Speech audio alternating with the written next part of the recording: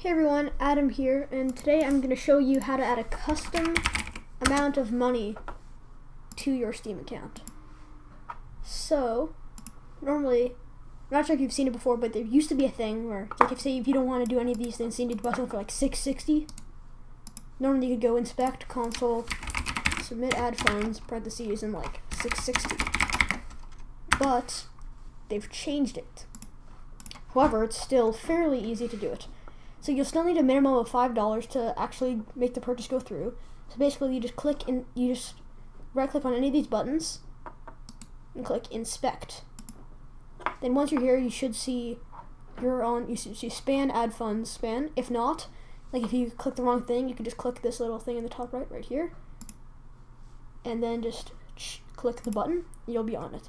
Then you should see right above it this thing, A class, BTNV, all this. So what you're going to do is you're going to change the data amount field. You can see right now, here, I'll stretch it out a little bit.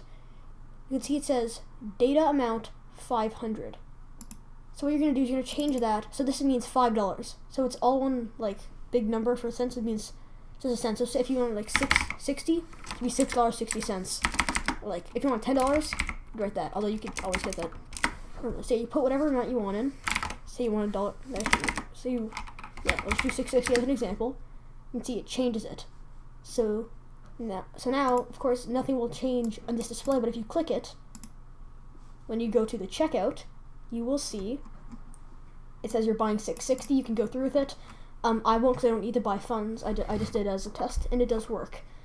So yeah, that's how you add a custom amount of funds if you ever needed to maybe if you want to buy one specific game and you want to do it through Steam Wallet, or there's like a specific price for like a skin or an item in game.